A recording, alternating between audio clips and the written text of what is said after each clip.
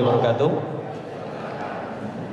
Bapak Ibu sekalian, ini ada sedikit tambahan terkait dengan masalah pangkalan data perguruan tinggi atau yang disebut sebagai PDPT.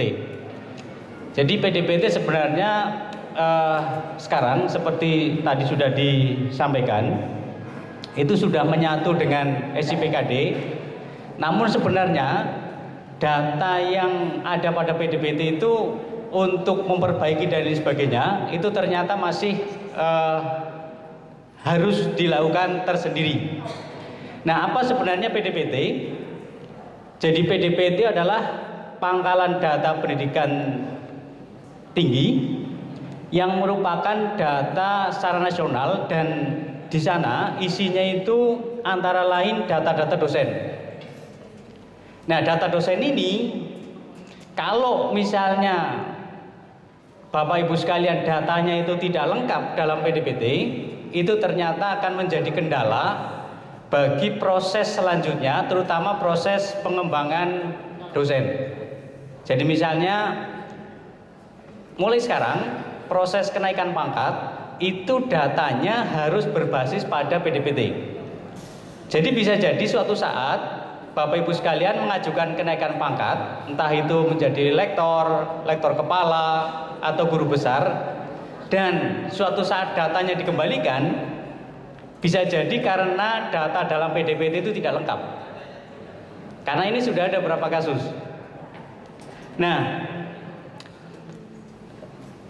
siapa yang bertanggung jawab di perguruan tinggi terkait dengan PDPT?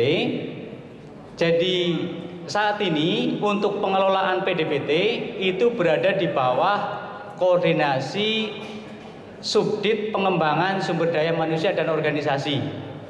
Kebetulan saya sekarang diberi amanah sebagai Kepala Subdit Pengembangan Sumber Daya dan Organisasi. Jadi terkait dengan masalah PDPT nanti koordinasinya berada pada kami. Nah, kami sudah membagi operator untuk PDPT. Jadi kalau suatu saat ada kesalahan terkait dengan data dalam PDPT di Bapak Ibu, kami sudah membagi untuk operator. Yang pertama untuk Fakultas Kedokteran, Fakultas Hukum, Fakultas Psikologi, dan Fakultas Ilmu Budaya. Itu nanti yang bertanggung jawab terhadap data 4 fakultas itu adalah Mbak Ela. Dan nanti kalau data-data Bapak Ibu sekalian mengalami kesalahan terkait dengan 4 fakultas itu, nanti bisa langsung menemui Mbak Ela. Kemudian yang kedua, kelompok yang kedua untuk Fakultas Ekonomi dan Bisnis, Fakultas Farmasi, Fakultas Ilmu Sosial dan Politik, Fakultas Sains dan Teknologi, Fakultas Kesehatan Masyarakat. Itu yang menjadi operatornya adalah Mbak Moti. Jadi nanti kalau fakultas terkait dengan kelompok fakultas itu ada permasalahan, nanti dengan Mbak Moti. Kemudian Fakultas Keperawatan, Fakultas Kedokteran Hewan, dan Fakultas Perikanan dan Kelautan, dan Fakultas Kedokteran Gigi itu Mbak Hima, kebetulan ada di belakang. Hima. Ya, HIMMA, Hima. Itu Mbak Hima. Nah, terkait dengan PDPT, kami mohon semua dosen itu bisa mengecek data yang ada dalam PDPT. Karena ini contoh data dasar dari PDPT, kebetulan milik saya sendiri. Dalam data dasar itu yang pertama akan muncul adalah semacam ini, data yang muncul. Jadi di situ ada nama, ada perguruan tinggi, program studi, jenis kelamin, jabatan fungsional, pendidikan tertinggi, status ikatan kerja, status aktivitas mengajar. Sampai saat ini masih banyak data dosen, data dasar ini itu terdapat kesalahan. Jadi misalnya terutama ini program studi untuk home base itu banyak sekali yang masih salah. Terus kemudian biasanya jabatan fungsional itu masih salah. Dan kemudian pendidikan tinggi, pendidikan tertinggi itu masih banyak salah, terutama ini dalam riwayat pendidikan. Ini masih banyak yang salah. Kesalahan ini, terutama data pendidikan ini sangat berpengaruh pada proses kenaikan pangkat. Terutama nanti misalnya yang akan mengajukan guru besar. Kalau ada kesalahan di sini, ini pasti akan ditolak, akan dikembalikan. Nah, kemudian untuk riwayat mengajar seperti tadi disampaikan terkait dengan SIPKD, riwayat mengajar itu yang bertugas untuk mengupload data riwayat mengajar itu bukan kami, tapi bagian pengembangan pendidikan, berada di bawah koordinasi Direktur Pendidikan, dan operatornya namanya Mas Yogi, ada di lantai 2. Jadi terkait dengan data mengajar Bapak Ibu sekalian, itu ada diurusi di bagian pendidikan, mereka yang mengupload. Jadi kalau ada kesalahan riwayat mengajar, itu nanti operatornya namanya Mas Yogi, di lantai 2 juga, di rektorat. Jadi nanti kalau ada kesalahan-kesalahan silakan diperbaiki, diinformasikan. Nah, bagaimana cara mengecek data PDPT milik Bapak Ibu sekalian? Nah, Bapak Ibu sekalian nanti pertama membuka ini, membuka PDPT Dikti itu nanti akan muncul pertama kali ini dalam kondisi kosong. Nanti yang pertama dimasukkan perguruan tingginya dari Universitas Airlangga. Kemudian yang kedua, kata kunci ini bisa nama, dan yang paling cepat itu adalah melalui NIDN. Ya, nama atau NIDN, tapi kalau nama biasanya kalau nanti muncul nama yang sama, dosen itu misalnya perguruan tinggi yang lain itu akan ikut muncul. Sebaiknya NIDN. Kalau NIDN itu akan langsung, jadi begitu NIDN diklik nanti akan masuk ke data dasar. Itu.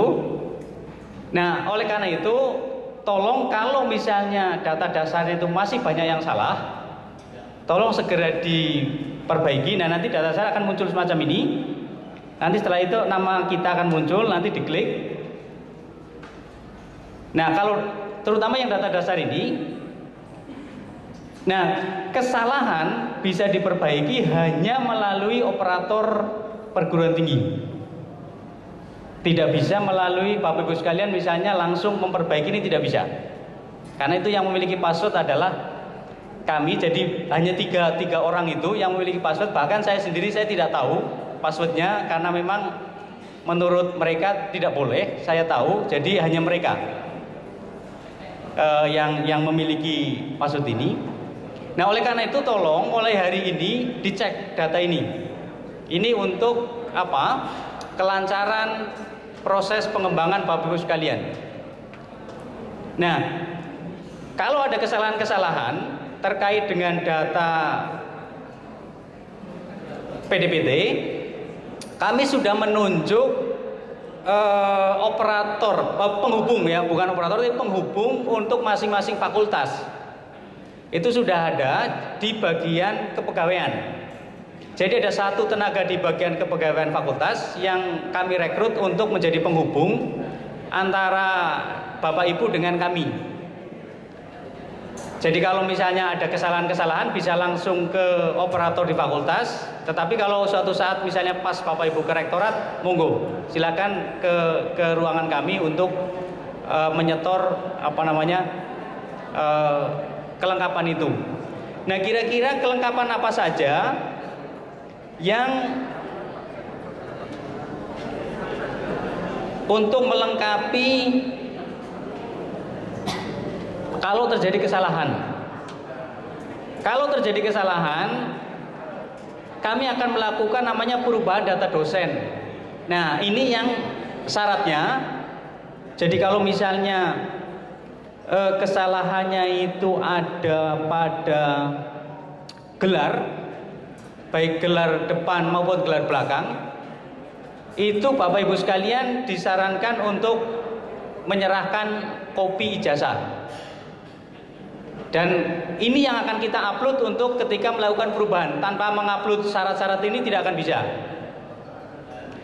Terus kemudian kalau ada kesalahan tanggal lahir dan nama, jadi misalnya kemarin kami kedatangan salah satu dosen yang tanggal tahun lahirnya itu salah. Beliau lahir tahun 58 tapi tertulis tahun 52. Kalau semacam itu nanti bisa jadi pensiunnya itu akan lebih lebih awal misalnya. Nah, oleh karena itu untuk kesalahan tanggal lahir, nama dan lain sebagainya itu ijazah dan KTP syaratnya yang akan kami jadikan syarat untuk merubah itu dan menguploadnya. Kemudian untuk kesalahan jabatan akademik, SK jabatan fungsional yang terbaru. Kemudian untuk kesalahan pada golongan kepangkatan, itu SK pangkat golongan yang terbaru. Terus kemudian untuk misalnya kesalahan tanggal mulai masuk atau mulai bekerja di UNER, itu SK CPNS.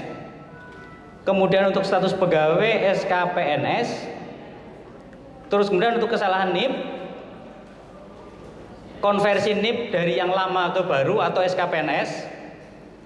Dan kemudian untuk kesalahan riwayat pendidikan, itu kopi ijazah mulai S1 atau D4 sampai pendidikan yang tertinggi, misalnya S3, S1, S2, S3.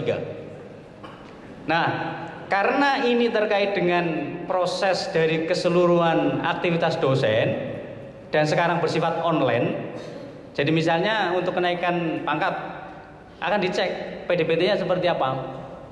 Nah, untuk kasus perguruan tinggi kita ternyata memang masih banyak kesalahan, dan kemarin kami mendapat surat dari Direktur Pendidik dan Tenaga Kependidikan yang menyatakan bahwa kita masih ada beberapa yang belum lengkap.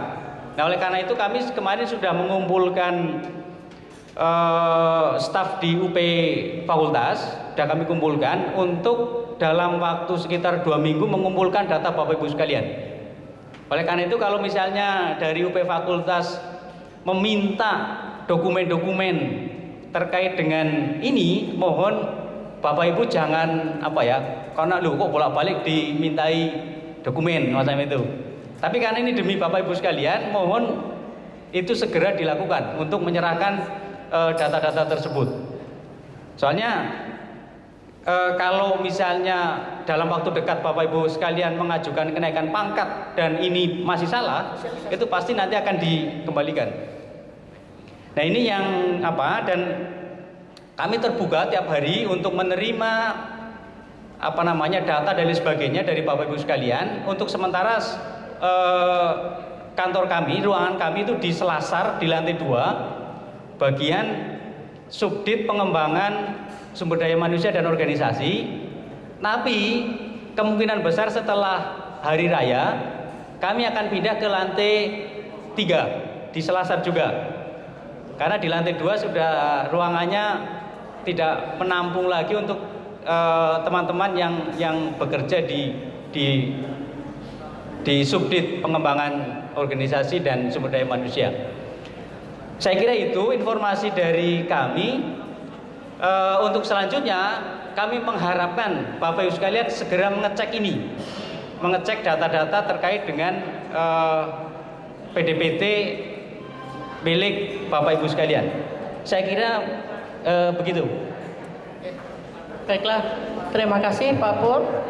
Sekali lagi kami sampaikan terima kasih pada Prof. Joko, Mas Aji dan Pak Pur atas semua penjelasannya. Dan kami aturkan banyak terima kasih atas pemberian pencerahan, dan juga terima kasih pada semua audiens, dan mohon maaf kalau ada salah kata. Sekali lagi kita beri aplaus untuk beliau bertiga. Wassalamualaikum warahmatullahi wabarakatuh.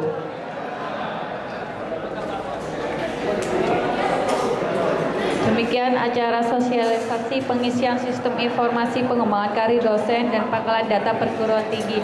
Semoga acara ini dapat memberikan manfaat dan menambah pengetahuan bagi kita semua. Kami akhiri, wassalamualaikum warahmatullahi wabarakatuh.